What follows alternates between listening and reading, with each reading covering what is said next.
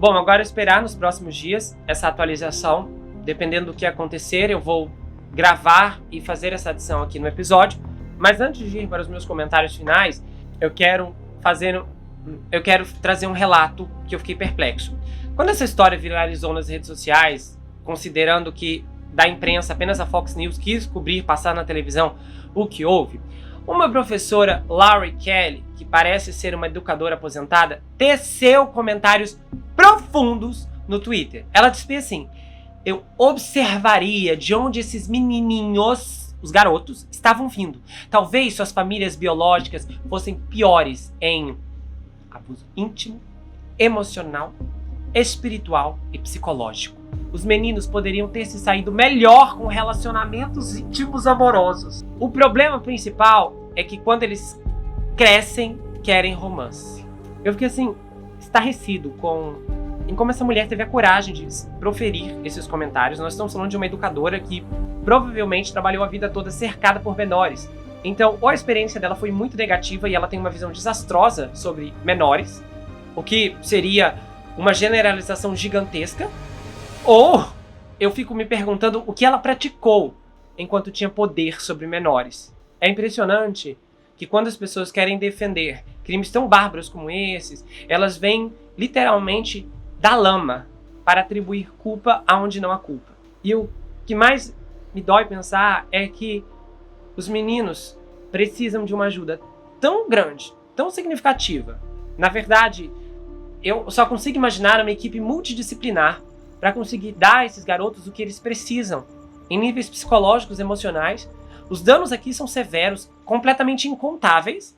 Estamos falando de traumas tão graves, tão violentos, tão perturbadores, que eu espero do fundo do meu coração que o psicólogo, o terapeuta que estiver com eles tenha habilidades profundas com trauma e feridas emocionais. Porque todas essas experiências precisam ser processadas adequadamente, porque essas experiências que não foram processadas emocionalmente pelos meninos, se não for tratada, fará com que eles vivam com isso pelo resto da vida. E eu falo, com base na minha experiência em traumatologia, quando eu atendo pessoas que vêm com feridas emocionais profundas, de histórias que inicialmente elas têm muita dificuldade em nomear, em contar, em expressar aquilo que houve, porque o que viveram, o que passaram, o que sofreram pelas mãos de pessoas que deveriam cuidar delas é tão absurdo que infelizmente dificulta muito o processo.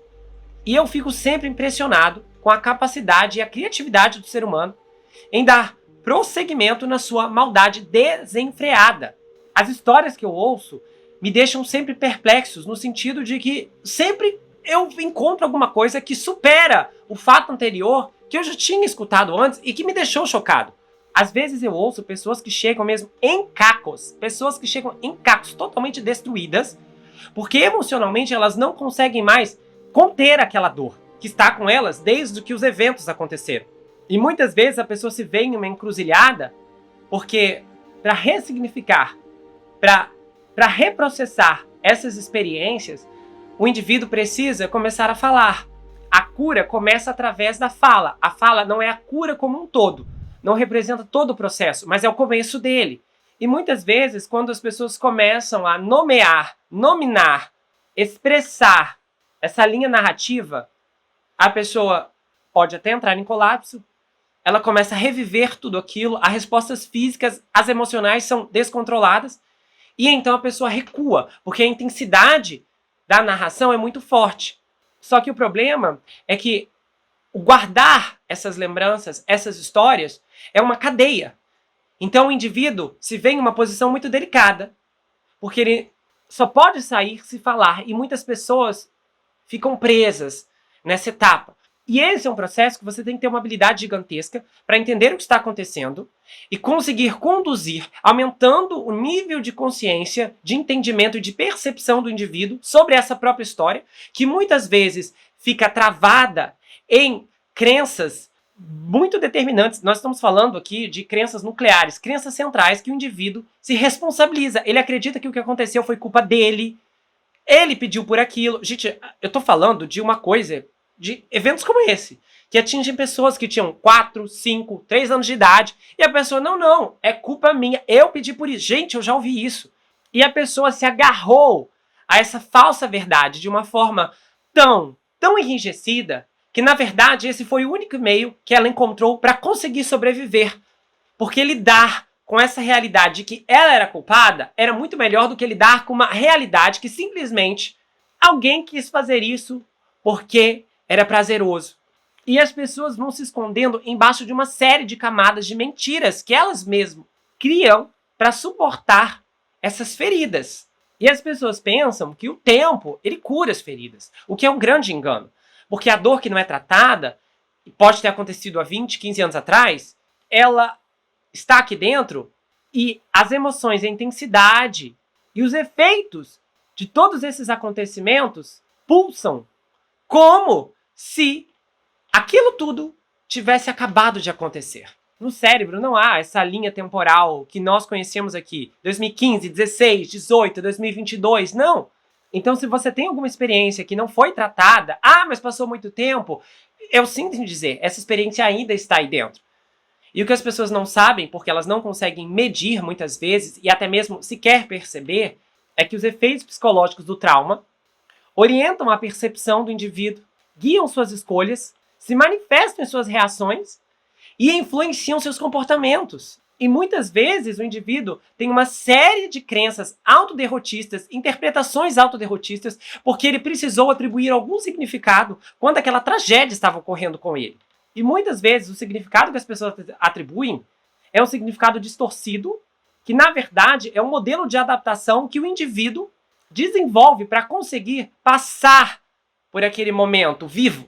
Acontece que depois que aquilo ali acaba, ele não se desprende daquele modelo errôneo. Ele leva isso para a vida adulta também.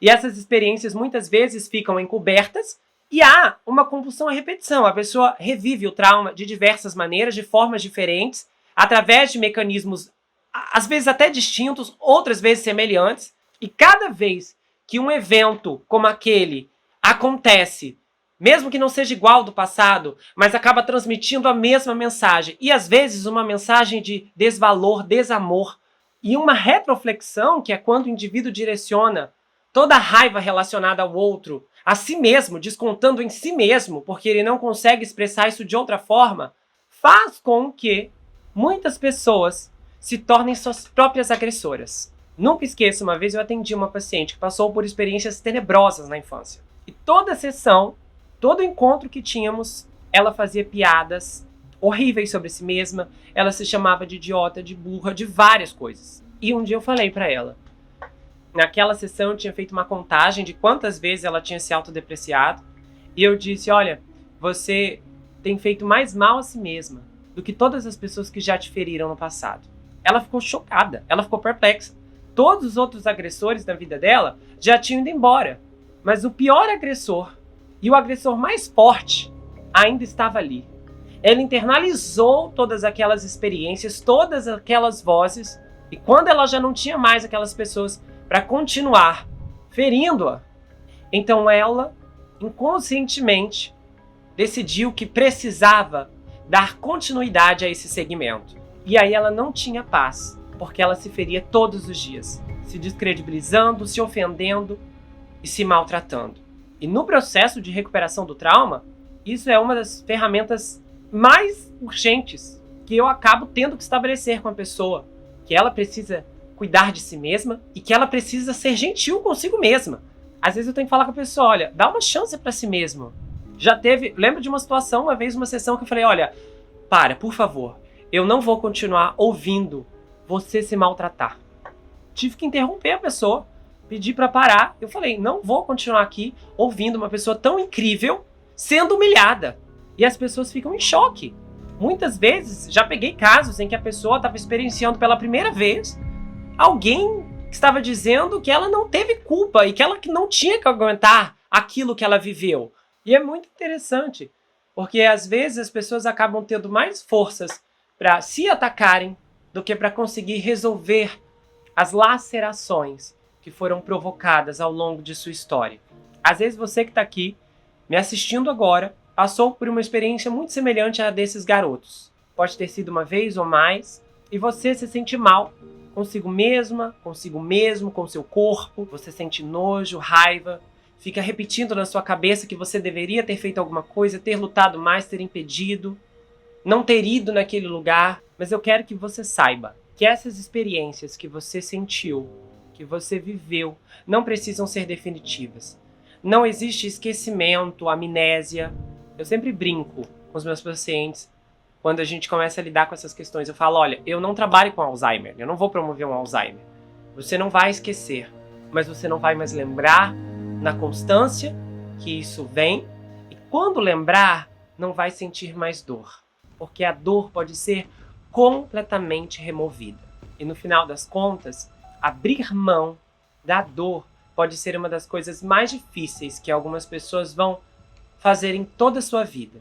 Porque por mais chocante que pareça, muitas pessoas acabam encontrando um conforto em meio a essa dor, uma mobilidade e uma familiaridade com essa experiência, porque é tudo que conhecem.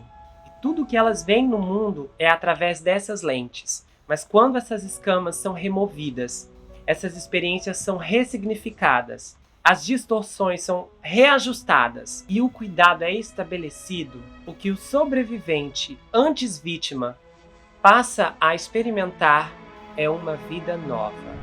Uma vida que te espera, onde quer que você esteja. E uma das ações mais difíceis para muitos feridos é dar o primeiro passo. E eu te convido a dar agora. Um passo em que você vai olhar para a sua história, às vezes olhar para tais lembranças, para algumas lembranças, pela última vez, se permitindo no processo descobrir e se enxergar, não apenas como alguém que merece amor, mas como alguém que também pode ser amado.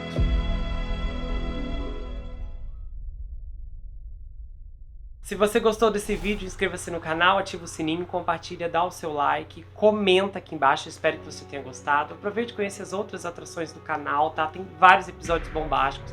Então, dá uma força, eu espero que você possa maratonar o conteúdo e comentar, tá bom? E se você quiser saber mais sobre mim, adquira meu livro. Esse é um suspense chamado Perfeito Estranho. Ele conta a história de um rapaz chamado Jack Wilber, que se vê preso em uma terrível maldição hereditária enquanto um serial killer está escondido em sua própria casa e possivelmente tentando tirar sua vida. Esse livro é escrito em formato roteiro, então é uma inovação. Se você não gosta de leitura, não se preocupe. Esse livro é justamente para você, porque a forma como ele é escrito é diferente de tudo o que você já viu. E o livro vai autografado se você quiser. A gente faz envios para qualquer lugar do Brasil, quase qualquer lugar do mundo também. Tem marcadores, um pôster exclusivo. Você pode entrar em contato pelo Instagram, pelo Telegram, comentar aqui. É muito fácil de falar diretamente ou então entrar lá pelo site. A gente se vê no próximo caso e não se esqueça que aqui você sempre vai ter um amigo. Até mais, pessoal!